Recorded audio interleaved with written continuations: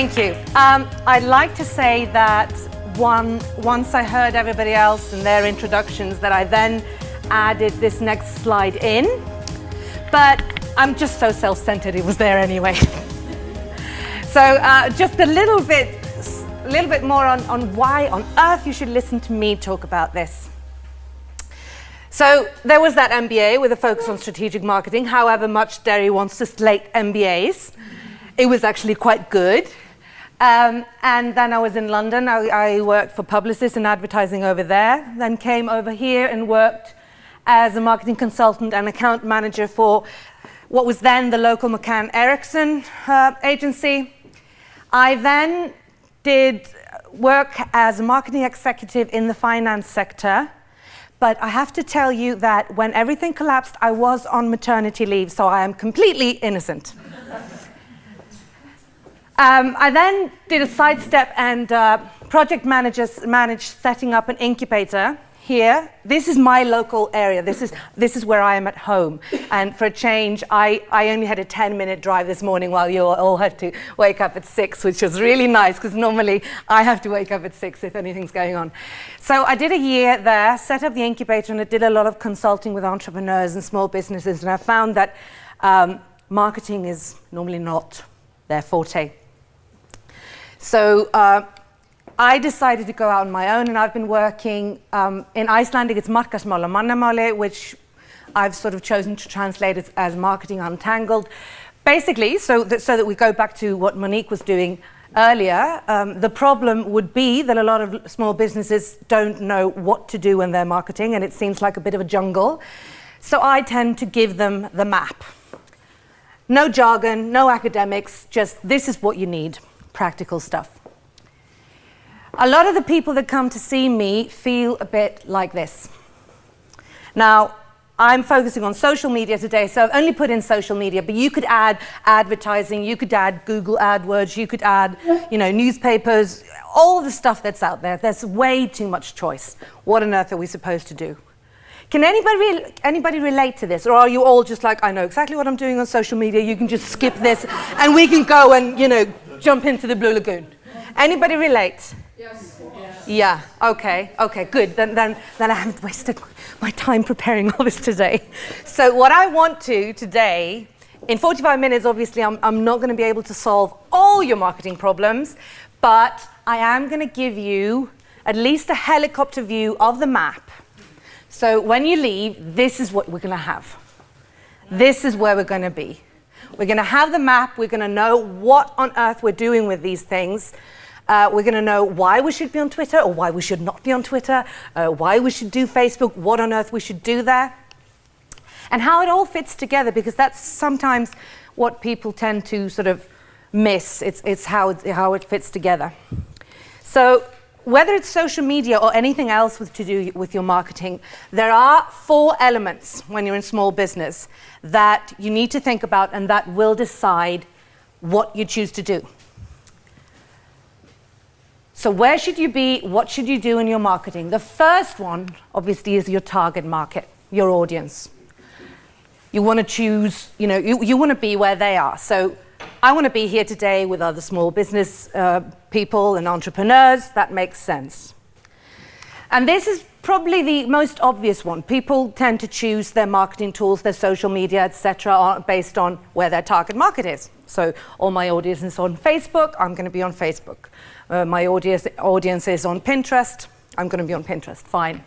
And we're going to talk a little bit more. I'm just going to quickly go over these 4 things and we'll go into them in a little bit more detail. Second, you need to think about your brand. Now, I'm not going to go into a whole big speech about what a brand is and etc., because we've talked about it. I'll touch on it briefly, but we have to take our brand into consideration when we're choosing our marketing tools, whether they're social media or otherwise. We then need to think about ourselves. Now, this is what gets forgotten. If I am Unilever or Coca-Cola or a huge giant corporation, and I'm thinking, oh yeah, I need to be on Vine and I need to be on Foursquare and I need to be on all these things, and we don't have anyone who knows anything about it, or we don't have anyone who knows how to do video. Fine, I'll just hire somebody. But for us, it's not that simple. we're either going to have to do it ourselves, or we're going to have to make sure that we have the resources to get someone else to do it. So we have to have the money to pay the expert or somebody to do that video or do those Facebook adverts. So, the target market. Basically, we want to be where our people are. That makes sense. If we're selling to pensioners, then we probably won't bother with checking out Snapchat. We're pretty safe there. So we want to be where our people are, but we also want to be where our people want us, where they care for us being. We don't want to be, they might hang out on Facebook, but if I am, say, a solicitor, I'm a personal injury lawyer, ambulance chaser. I'm sorry, anyone in insurance? Sorry, it's the bankers and the insurance people, they all get it. Facebook might not really be the right place for me to be, even though my audience is there. Because are they going to be receptive to what I'm saying on Facebook? Then we have to think about the brand associations. And like Runa said, if you can remember as far back as first thing this morning, basically our brand is what people think about us and the emotions that we evoke. So if I say to you, Iceland, you're going to get a picture, you're going to get loads of sort of things in your head, you're going to get a feeling. And that's, everybody has, and everything has a brand, irrespective of whether they consciously build it or not. And we have to think about what choosing the social medium is going to do to our brand. So think about it if I'm on LinkedIn, I am probably going to be perceived as being quite professional. I have a friend who's a clown, he's not on LinkedIn. Mind you, he's quite professional. He really should be. I need to talk to him about this. If I am on Pinterest, people are probably going to think, yeah, probably design-oriented. I suppose she's a bit girly. People are going to pull these associations from the medium. Facebook, casual. Twitter, tech-savvy or modern. Google, people probably think you're a bit geeky, tech-savvy or innovative. Instagram, you're a bit of a hipster.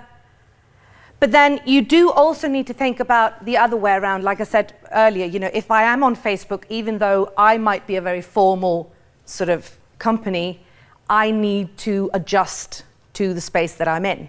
So I need, whether I'm coming, it's a bit like, am I coming into a formal function or am I coming into a keg party? You also have to adapt in that way.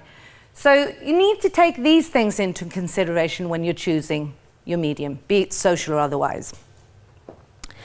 And then there was you, like I said before. Do you have the knowledge or resources to use that particular medium? And when you're in a small business, do you like that medium? Because, again, if I'm Coca-Cola, I can hire a Twitter nerd or somebody who loves Pinterest. But if I'm in a 2 or 3 person company, or even if there are 10 of us, if none of us like it and we're not in the position to hire somebody to do it, don't do it. You're not going to do it properly. It's not going to work for you if you don't enjoy it. And I really should take my own advice. Runa will know this. I, for example, am not a huge Twitter fan. I'm on there simply because you can't really be in marketing and be taken seriously if you're not on Twitter. But if I were in any other business, I probably wouldn't be, simply because it's not going to suit me when it's not my thing. We need to think about the whole system. Now, this is going to look very complex. We're going to break it down, so don't worry about it. We need to think about what we call lead management. How we actually use the mediums together to bring people from, just seeing us for the first time to then actually buying from us, and we want them to buy again and again and again and again and again. This is the marketing process. This would be the internal process people go through when they see you. So we have to have awareness, right? Nobody's going to buy from us if they don't know we exist. So we have to have a marketing tool that just helps us get the word out there. And we can do this with social. Social's actually really, really good for this. But even if we know that something exists, that doesn't mean that it interests us. And if it doesn't interest us, it's just, it's going to fall flat. That's where it stops. So if I tell you, I'm selling artificial limbs, and you're not missing a limb, you don't know anybody who's missing a limb, that's where it stops. I know Össur, one of our huge star companies, is great at what they do, but it's not relevant to me. So I'm not, interested as a business person, and it's great that they're doing well, but I'm not interested in their products. But even if I'm interested, if I don't then like what I see, I'm not going to buy. We don't buy from anybody we don't like. Have you ever walked into a store and you've decided you're going to buy something? There's a specific item you're going to buy. You come into that store and you decide, nah, I don't like the feel of this. And you walk out and you go somewhere else and buy the exact same thing. Yeah. You might even, you might drive across town. You may pay a bit more. It's just, if you don't like the company, the environment, the person, you won't buy. So we need to get people to like us. So we're already, we need them to be aware of us, interested, liking us. It's a tall order. And we're only, 1/3 way through? They need to trust us as well. We won't buy from somebody we don't trust. Obviously, if it's something that costs us 100 kronas, £1, we might just try it out, and then if we don't like it, that's fine. But, the more expensive it gets, the more commitment it entails. The bigger the decision, the bigger the trust factor becomes. So we need to do that as well. And then, let's face it, we want to try things out. We're not going to buy that car without test driving it. Or we're not going to sign up for Suki's 1-year program without getting a feel for what it's like, are we? So we need to test this before we're ready to buy. And only when we've gone through all these phases, all these sections, are we ready to buy. So one Facebook ad isn't going to do it. A few tweets isn't going to do it. It's one of those things where we've been talking a lot about decisions and actions, but then there's one more thing, because you need to be really clear on what you want that action to result in. Because action without having a clear sort of purpose of what it's supposed to do won't do anything either. So when we use the social medium, or any other marketing medium, where are we using it in this process? Then there's that little thing that we tend to do, and that's rest on our laurels. We've got the sale, we've sold it, we've got the customer, that's great, it's all, it's done. I've got business going. But we're missing a trick. We're missing a huge, huge trick. Because what we want to do is, and we've all heard this cliche, it's simpler to sell to your existing customers than it is to get more customers, right? So that's one thing. Yeah, we are missing a trick, because we want to get a repeat sale. We've already got, that relationship going.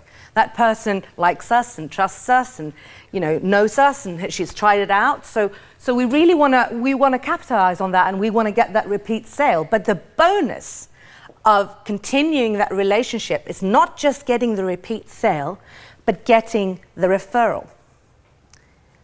We want that customer to create more business by telling others about us, by getting other people to then buy and bringing them into the fold. Because as you're going to see later on, most marketing activities, be it social media or otherwise, can only do one or two of these things. Or at least they can only ever do one at each time. You can't expect an ad or a social, Facebook status update or anything to do more than one of these things at a time.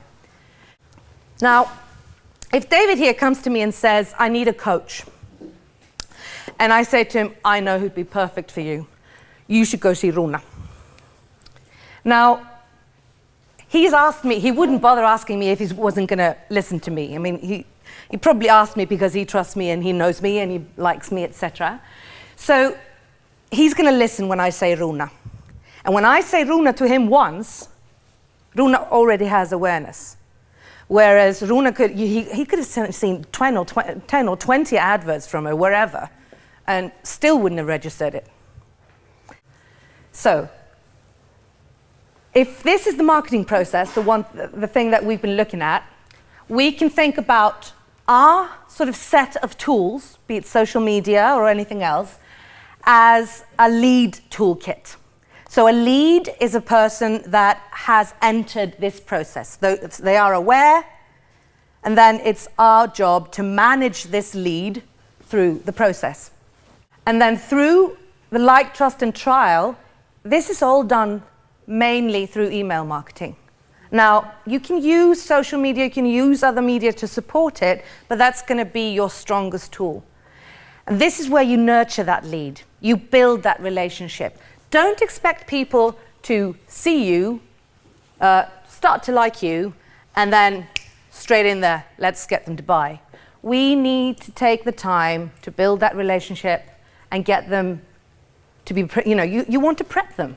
Don't expect to, it's a bit like the difference between walking up to a girl at a bar, say I'm a guy, walking up to a girl at a bar and just going, hey, I like you, let's hit the sack now.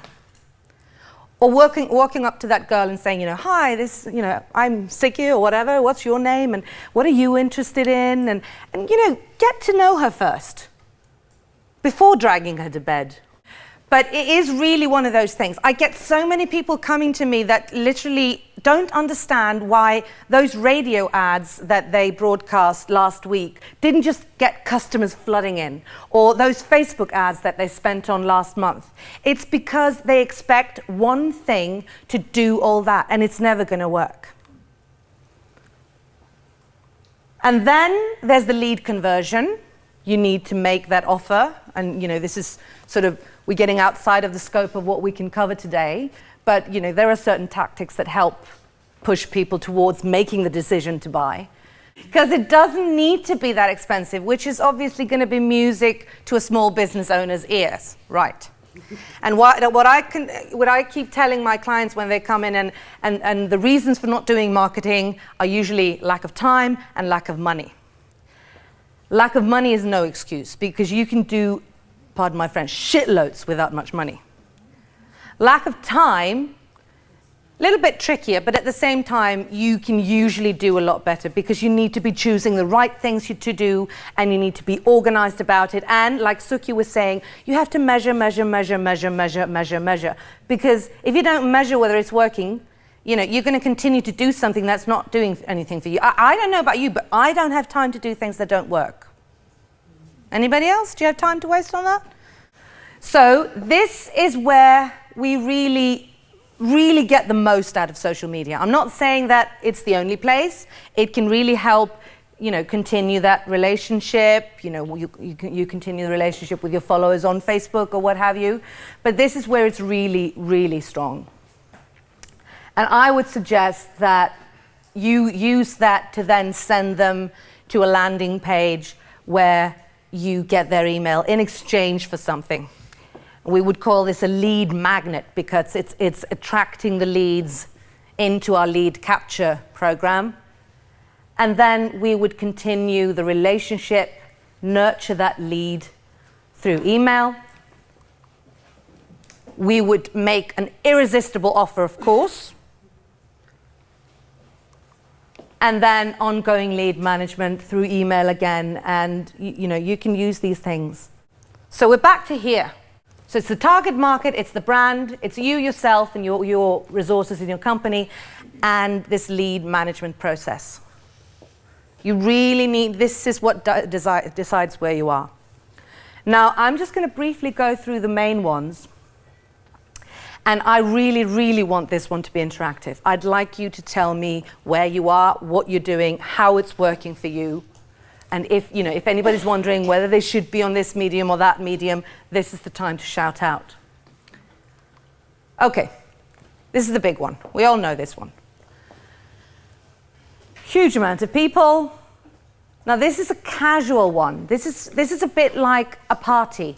So if you're in a B2C market, so if you're selling straight to consumers, individuals, you probably should be there, but it's not something, it's not everybody has to be on Facebook. Is there anybody here who's not sure whether they should be on Facebook? Nobody's got any doubts about Facebook. Okay, good. If you're in a B2B market, you need to think really carefully. It's not an automatic thing to be on Facebook. It takes a lot of work, and in this day and age, to really get something out of Facebook, you do have to pay to play. Facebook is no longer the free sort of way of marketing that it used to be. Organic visibility, getting seen for free, has plummeted. And it's a question of, yes, you can up that organic visibility with tips and tricks and a lot of things, but it's a question of, should you spend a lot of time on that, or should you just spend money on advertising through Facebook? I would say today, most of my clients, I advise them to keep their Facebook pages going, post at least once a day so that it's active and lively, and then really learn how to use Facebook advertising properly.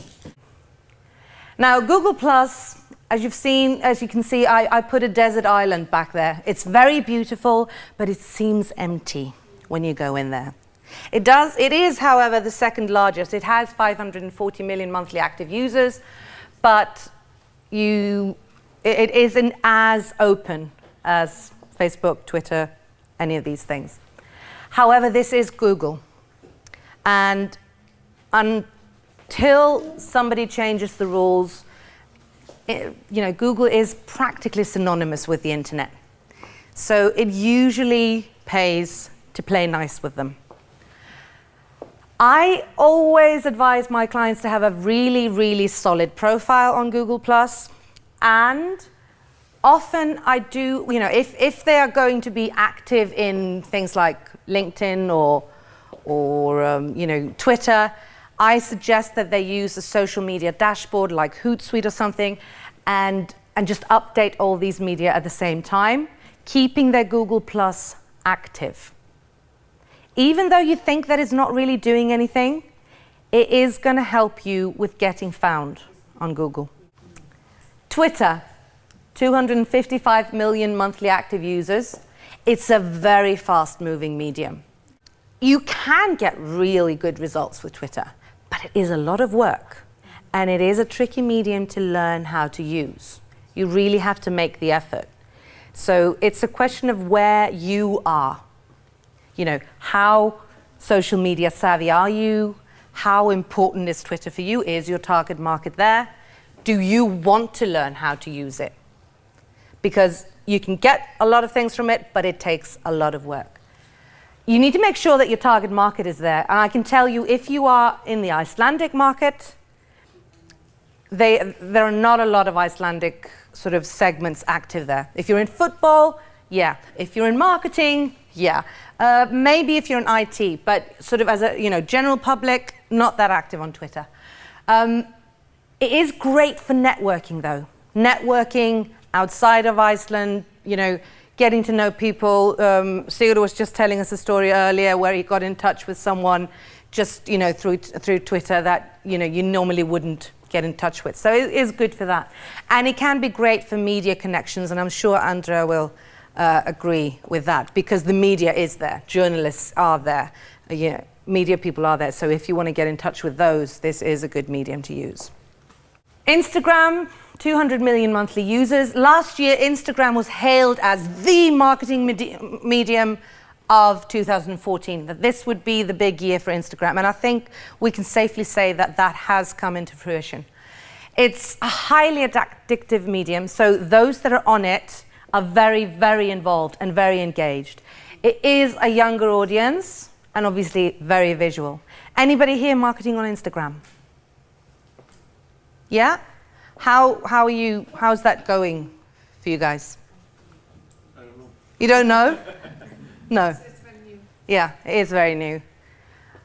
It's not, there aren't a lot of businesses here that are using it like effectively yet, but if your audience is there, then it's worth learning how to use. And it's actually simpler, and you'll learn it quicker than you will Twitter, I can promise you that. LinkedIn, however. It's purely professional, so there's no, went to this party or that party. It's a brilliant, brilliant way to show them that you are the expert in your field. Now, if you put the stuff on your CV that you can put on LinkedIn, people would look at your CV and just go, oh my God, that person is so full of themselves. Don't you just want to give me your underwear size as well? Whereas on LinkedIn, you can put all this stuff. You can just literally shove everything in. All the stuff that you've been doing, all your slide presentations, all your videos, all the courses and conference you've been to, and it's just normal. This is brilliant for networking. Now, I should have, and didn't, shame on me, before we came here today, I should have got the list of participants and scanned LinkedIn to see who was going to be here. And send them a message and just say, oh, I'm really looking forward to seeing you. They would have seen my face already. And then afterwards, again, it was really great to see you, and establish that connection. And then you can continue it. This is what I tell my clients to do, but, practice what you preach and all that. Oh, well, it's one of those things. Now, again, B2B, definitely, because this is where you're going to get the decision makers in businesses. B2C as well, though, because even if you're not reaching your end consumer on LinkedIn, which you may not, you are going to be reaching people that can be invaluable business connections. This is the one, it's the smallest one out of the ones that we've talked about here, Pinterest, 40 million active users. But the difference between Pinterest and the other ones, again, shouldn't be there unless your target market is there, is that when we're on Twitter or when we're on Facebook, we're interrupting a social environment. On Pinterest, people are already window shopping. People are already looking for the stuff that they like and they would like to buy. And, people will put up boards like, clothes that I want, or places I want to go, or, makeup I want to buy, or whatever.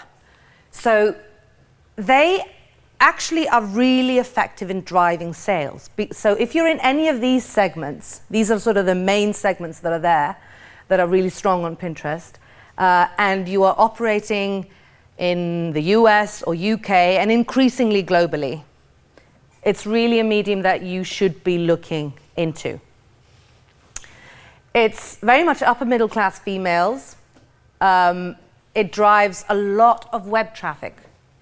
Pinterest is said to drive more web traffic than LinkedIn, YouTube, and Google Plus combined. And Google Plus has 500 million more users. So it is small, but if this is your market, it's powerful. So you should definitely look into it. YouTube, over 1 billion unique visits per month, over 6 billion hours of video watched per month, and video drives sales. This is the second largest search engine. And this is, again, we often don't think about YouTube as a social medium, because a lot of us just use it to watch. We don't actually have an account, we don't upload anything, but it is a really, really strong social medium. And just finally, as this was a branding workshop, and I knew that nobody was going to be talking directly about company branding, I did this little ebook recently, and you can grab it there. And it's just a bit about how being brave with your brand can really stand you in good stead. It's not for the squeamish. It talks about poo spray, it talks about porn websites. So if you don't like those things, don't get it. But if you really want to do something extraordinary in your marketplace, then this is definitely a little read that you want to do. Thank you so much.